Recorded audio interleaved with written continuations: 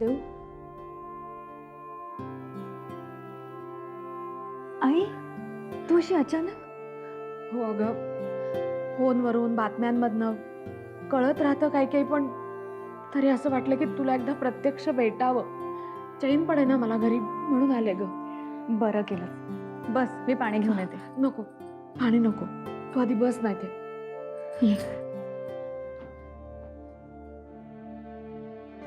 मला आधी सांग, विक्रमच्या केसचं काय झालं?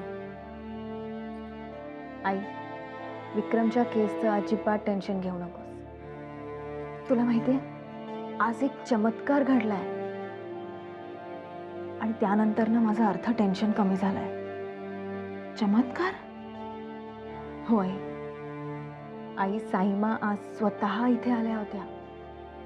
साईमा आल्या होत्या? होय, आणि त्यांना जेव्हा कळलं ना कामगारांना आर्थिक मदत करायची, तेव्हा त्या स्वतः ती रक्कम द्यायला तयार झाल्या. काय सांगतेस? हो, माझं टेन्शनच कमी झालंय. खरंच ग, चमत्कार म्हणा किंवा देवाची कृपा म्हणा, पण हे एवढं मोठं संकट आलं होतं ना, ते दूर होण्यासाठी असंच काहीतरी घडणं आवश्यक होतं.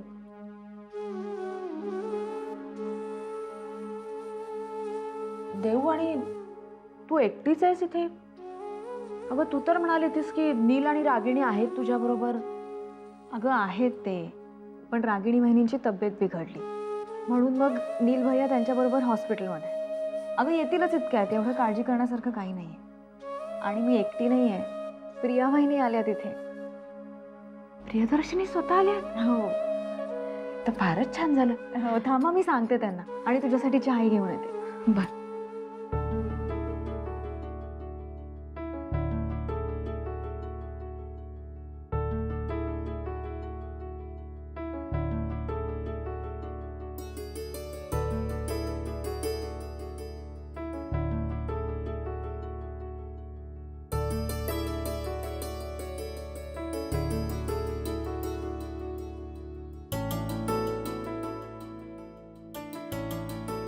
नमस्कार. नमस्कार. कशा आहात तुम्ही? ठीक आहे, बसा ना. हो.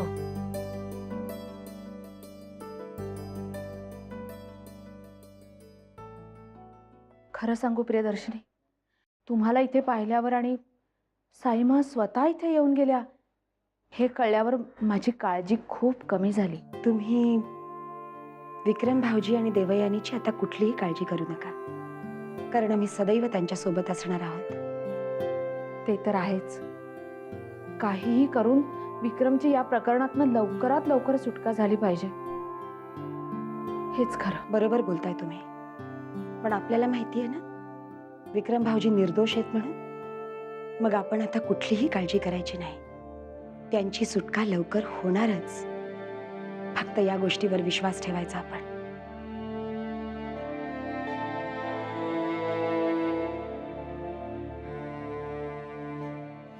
मी तुम्हाला फोन करण्याचं प्रमुख कारण म्हणजे रणवीर राजे शिर्के. 1% सांगतो बघा, हे जे ऍक्सिडेंट झाला त्याला रिस्पॉन्सिबल माणूस म्हणजे रणवीर राजे शिर्केच आहे. रणवीर राजेंना जर असा रिवेंज घ्यायचा होता तर ते इनोसेंट कामगार लोकांचं जीव घेण्याचं काय गरज होतं? दुसरं पॉसिबिलिटी होतं ना त्यांच्याकडे.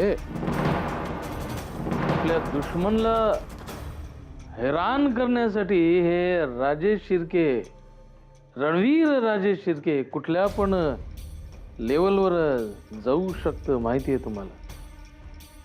ते मला तर 1 नंबरचं दुश्मन मानतं हे पण माहिती तुम्हाला. आमचा पोशिंदा मानत होतो तुला, पण खुनी आहेस, खुनी तू. माझे शाप आहेत तुला. तू कधी सुखाने झोपू शकणार नाहीस.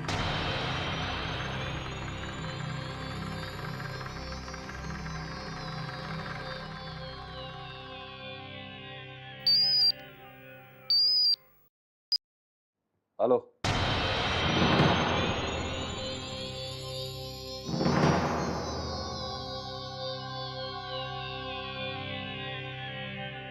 महागात पडेल भैयासाहेब, महागात पडेल रणवीराचे, महागात पडेल. तुमचा बदला घेण्यासाठी तुम्ही आज हो घाणेरडा खेळ खेळताय ना, हा खूप महागात पडेल तुम्हाला. तुमचा काहीतरी गैरसमज होता. गैरसमज होत होता रणवीराचे. आम्हाला बर्बाद करण्यासाठी तुम्ही एवढ्या निरपराध माणसांच्या जीवाशी खेळला. तुम्ही किती खालच्या थराला जाऊ शकता ना, हे बघून आता तर आमची खात्रीच पटली. आम्हाला वाटलं होतं या अपघातानंतर तरी तुमचे डोळे उघडतील, पण नाही. तुम्ही तुमच्याच शत्रूवर विश्वास टाकून आमच्यावर आरोप करत सुटलाय. बस झालं रणवीराचे, बस झालं आता. स्वतः गुन्हा करून दुसऱ्यांकडे बोट दाखवण्याची तुमची फार जुनी सवय आहे. पण यावेळेस सुद्धा तुम्ही लिंगप्पा साहेबांचं नाव पुढे करताय. पण आता आम्ही फसणार नाही आणि तुमचा बदला घेतल्याशिवाय राहणार नाही रणवीराचे. आम्हाला माहिती आहे हे सगळं तुम्ही लिंगप्पाच्या बोलण्यावरून करत आहात, पण या अपघाताला मी नाही, लिंगप्पा जबाबदार आहे. आम्हाला शह देण्यासाठी तो तुमचा मोहरा म्हणून वापर करतोय, आणि हे आम्ही तुम्हाला अनेकदा सांगितलंय, पण तुम्हाला कळतच नाही. सल्ला नाही विचारला तुमचा, तुम्हाला सावध करायला फोन केलाय. वेळेस सावध व्हा रणवीराजे, वेळेस सावध व्हा. आम्हाला धमकी देण्याऐवजी स्वतःच जर वेळेवर सावध झाला असतात तर तुमच्यावर ही वेळच आली नसती. हॅलो हॅलो,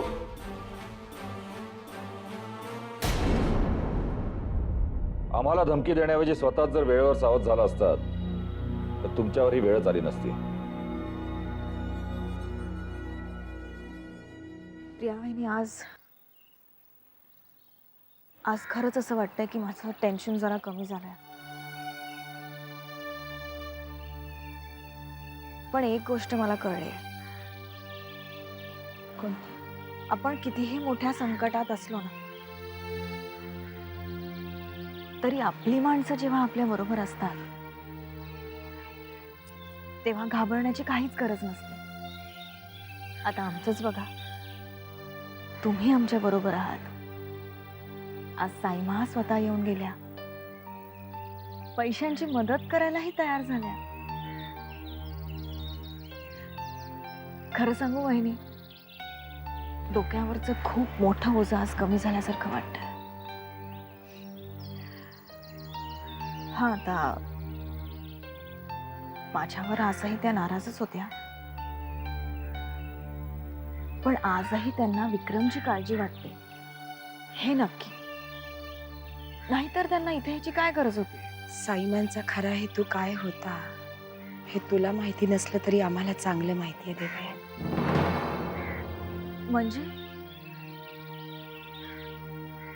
काही नाही का, आपल्या लेखी इतकंच महत्वाचं आहे. साईमांना विक्रम भाऊजींची काळजी वाटली. आई म्हण,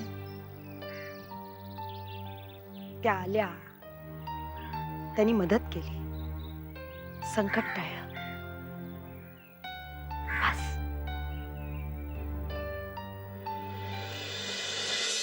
या. वहिनी कशी आहे देऊ? आता ठीक आहे. म्हणजे मुख्य पैशाची सोय झाल्यामुळे बरंच टेन्शन कमी झालंय तिचं. तिच्याकडे एवढे पैसे कुठून आले? म्हणजे तिला ज्या पैशांची गरज होती ती रक्कम काही छोटी नाहीये. खरंय, मला तर चमत्कार झाल्यासारखंच वाटतंय. म्हणजे तुमचा विश्वास नाही बसणार, पण ही रक्कम साईमांनी दिली आहे. काय?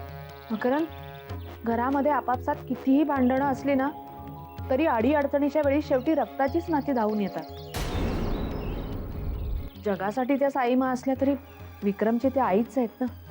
त्यांना नाही राहवलं, म्हणून या प्रॉब्लेममधून मार्ग काढण्यासाठी त्यांनी आर्थिक मदत केली. शेवटी आई म्हणून मुलाच्या नात्याने मदत केली की काही वेगळा डाव आहे? असं का बोलतेस अभिलाषा? आतापर्यंतचं त्यांचं वागणं तुम्ही पाहिलं नाहीत का? अभिलाषा, परिस्थितीनुसार माणसं बदलतात यावर विश्वास ठेवायला हवा. कदाचित या निमित्ताने सगळे राजेश शिर्के पुन्हा एकत्र येतील अशी अपेक्षा करायला काय हरकत आहे? आतापर्यंत या घरात आपण फक्त अपेक्षाच केली, यापुढेही करत राहू.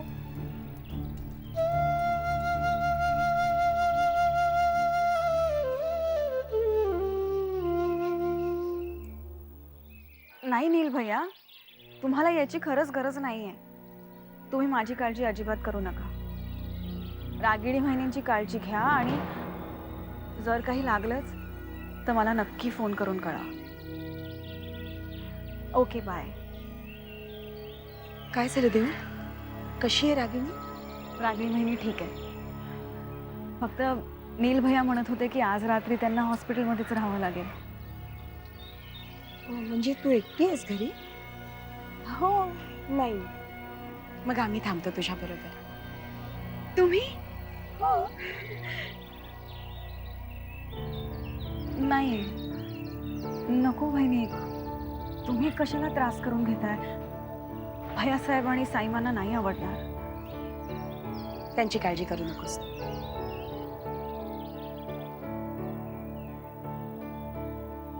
हॅलो, हॅलो, आम्ही प्रियदर्शनी बोलतोय. साईमा कुठे आहे? साईमा देवपूजा करतायत. काही निरोप आहे का? हो, साईमांना निरोप द्यायचा आहे की आम्ही आज देवयानी बरोबरच राहणार आहोत. जी.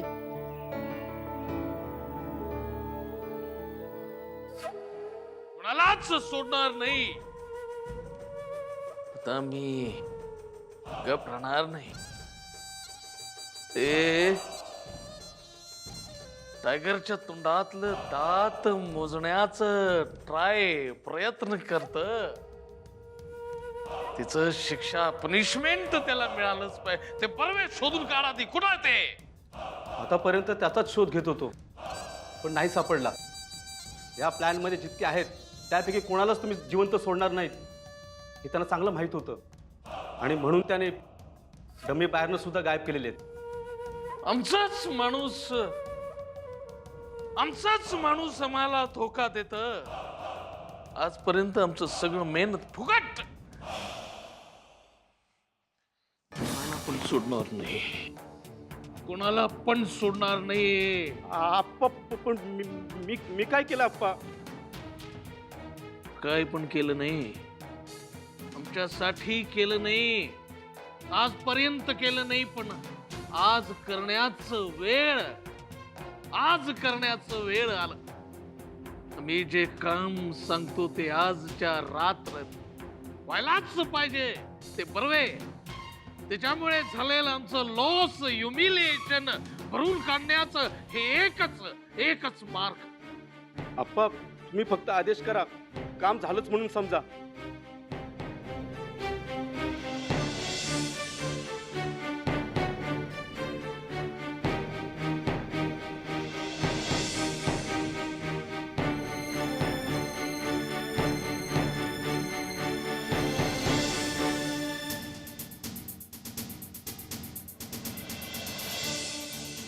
अप्पा, तुम्ही सांगितल्याप्रमाणे जर घडलं तर पुढे काय होईल याची कल्पना आहे का तुम्हाला? आम्ही ऑर्डर केलं ते फक्त पाळायचं, प्रश्न विचारायचं नाही. जा. ठीक आहे, आजच रात्री काम करतो. हा. येतो अप्पा.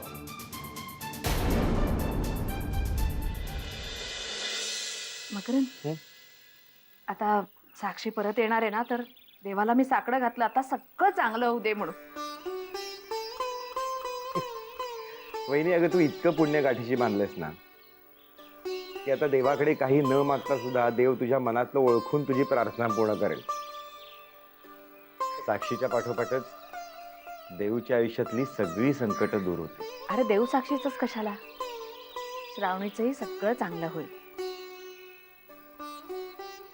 माझी खात्री आहे तिला तिची चूक लक्षात येईल, ती घरी परत येईल. मकरन, तुझी घालमेल मला समजतीये. श्रावणीच्या अशा वागण्यामुळे तू मनातून खचून गेलास, पण वर तसं दाखवत नाहीयेस. खूप धीराने घेतोयस सगळं. सोपं नाहीये हे. मला खरंच खूप कौतुक वाटतं तुझ्या संयमाचं.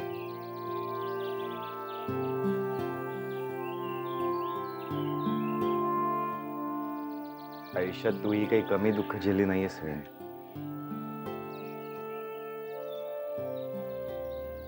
पण एखाद्या दीपस्तंभासारखी तू नेहमीच खंबीरपणे उभी राहिलीस. साक्षी आणि देऊला योग्य मार्ग दाखवलास. त्यांनी लहान वयातच काही कमी संकट झेलली नाहीत, पण केवळ त्यांच्यावर तुझे संस्कार होते ना, म्हणून त्या योग्य वागल्या. आईचं हेच कर्तव्य पार पाडायला अभिलाषा कमी पडली आणि म्हणून आज श्रावणीचा पाय घसरला. अरे असं नको बोलूस. कुठलीच आई आपल्या मुलाचं कधीच काही वाईट चिंतक नसते. ती जे जे काही करील त्यात त्या मुलांचं भलं व्हावं असाच तिचा हेतू असतो. हो असतो ना, पण अभिलाषाच्या मनातल्या भल्या बुऱ्याच्या कल्पनाच मुळात चुकीच्या होत्या ना, आणि तेच चुकीचे संस्कार त्यांनी श्रावणीवर केले. वहिनी, अभिलाषाने कायम श्रावणीला चुकीच्या गोष्टींसाठीच प्रोत्साहन दिलं. वहिनी, अगं श्रावू इतकीच ना, अभिलाषाही जबाबदार आहे या सगळ्याला. मी माझी चूक मान्य केली आहे ना, मग त्याची सारखी जाणीव करून तुम्ही मला का टोचून बोलताय? बघितली मी माझ्या मुलांबद्दल स्वप्न, काय चुकलं माझं? अरे ह्या सगळ्या प्रकाराला तुम्ही मला एकटीलाच का दोषी ठरवताय? अभिलाषा, तुला एकटीला कोणी दोषी ठरवलं? झालं, उगाच तुम्ही सारवासारव करू नका. मी माझ्या कानाने ऐकले आणि श्रावणी घर सोडून गेली याचा मला आनंद नाही झाला. मलाही तिची काळजी वाटते. रात्री डोळ्याला डोळा लागत नाही, अन्न गोड लागत नाही, पण मला कोणी समजून घेईल तर ना.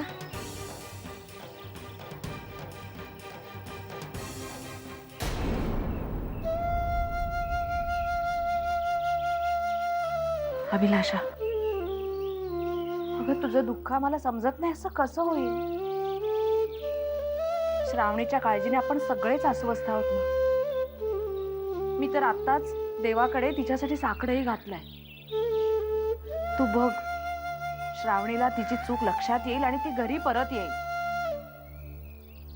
पण तोपर्यंत धीर न सोडता तुम्ही दोघांनी एकमेकांना आधार दिला पाहिजे.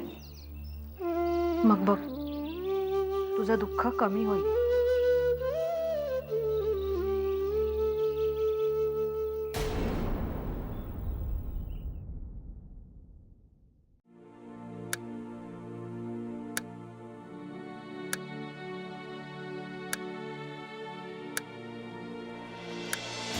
खूप प्रयत्न करतोय आम्ही, झोपायचा पण नाही येत. सतत तेच तेच विचार मनात येतात. डोळे बंद करतो मी. डोळे बंद केल्यावर तोच फ्लायओव्हरचा पडलेला भाग, त्याच्या खाली काढले गेलेले आमचे कामगार, त्याच्या किंकाळ्या. आम्ही केल्या नसलेल्या गुन्ह्याबद्दल आम्हाला शिक्षा भोगावी लागते. आम्ही सगळे प्रयत्न करतो तुला लवकरात लवकर इथून बाहेर काढू. फक्त एक प्रॉमिस कर की तू धीर सोडणार नाही.